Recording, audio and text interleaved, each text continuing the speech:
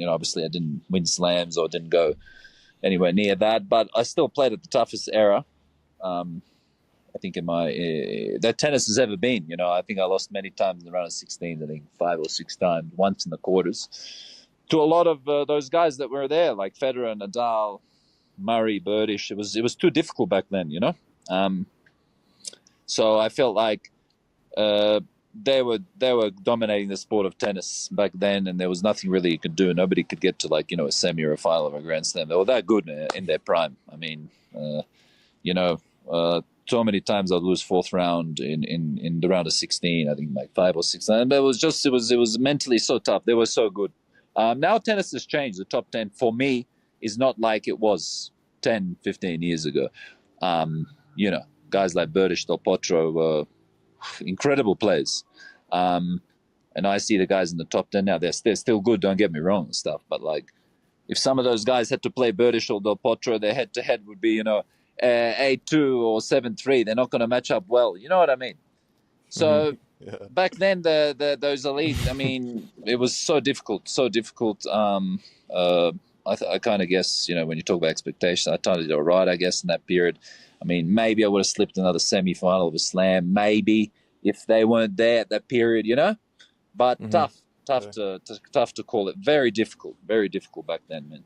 So let's say the quarters run of Wimbledon, where you beat like Soderling, Malise, Davydenko, Andreev, and then you come up against Djokovic quarters there. You had, walking onto the court there, you had no belief that it could go your way, or what was kind of the feeling?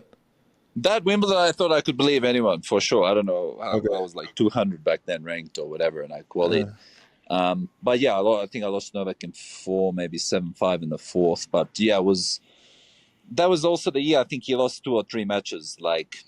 Nobody could beat the guy. Like in 2011, I think Nadal lost 3 or 4 matches. It was a joke, man. And I thought I played really, really well. And just thinking back after the next couple of years, I kept going, 4th round, 3rd round, 4th round. I mean, I think 5 or 6 times I played the 3rd round would lose to Federer or Rafa or Murray or Djokovic and stuff. It was so many times the 3rd round or 4th round that it was becoming mental, because you think you got to beat them in the 3rd round or 4th round, then you got to beat Nadal in the quarters, then semis, Murray. It's like a mission impossible back then, Yeah. It's impossible to beat 3 of these major top guys in a slam. Maybe if you beat one of them lucky, in a 3rd round, 4th round. But then next you got to play another guy. It's impossible. Can you settle this argument for me really quick before we continue? So we did draft, a player draft, a couple, maybe 2 months ago or something. And this matchup became the deciding on who's going to win the game. It was prime Djokovic at US Open. No, sorry. Prime Fed at US Open versus prime Del Potro at US Open. Who do you think wins that? Ooh, shit. Prime Delpo, because he can hit anybody off the court. It was a joke the way he played. Very much. Prime, yeah. If they play 10 times, you think he's going to win more than Federer will? Thank you very much. Well, the thing is, Prime, it's very close. I mean, at the end of the day, Federer is still Federer and stuff. It's still going Federer's way. But he's moving the goalpost. You just said it would still go Federer's way. He's moving the goalpost. No. Del Potro would hit you off the court.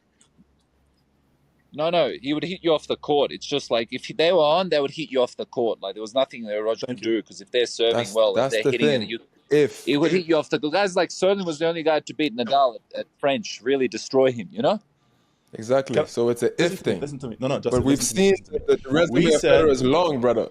Justin, we said it was one day, and it was prime Delpo versus prime Fed. One day. That's what we said. And I lost that 3-2 off of this match. So please, thank you very much. This is a man who has played them both, who knows what he's talking about. Okay, speaking of playing those guys, of the 3 GOATs, so you have Nadal, Federer, Djokovic, who did you think you match up the best with, and who was the toughest guy for you to play? Look, I mean, okay, I played all of them. Rafa only played twice, I believe. I played him once on grass. Struga lost 6-4 in the 3rd.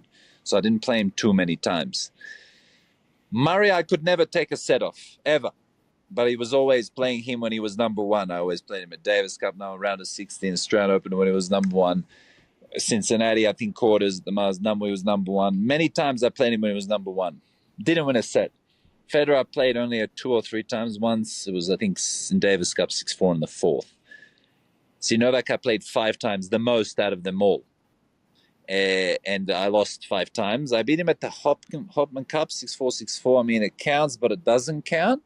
And then Wimbledon was obviously 7-6 in the 4th once. But Novak in the prime, there's no one that can match him for sure, you know? Like, he's one of the best players. He was, when he was playing well, he was chopping Federer 2-2. Rafa 2-1. He was that good, man. Like, you can't compete. He's the greatest of all time. There will be no one like him for sure. Thanks for watching this clip. If you want to watch the full episode, the link is in the description down below.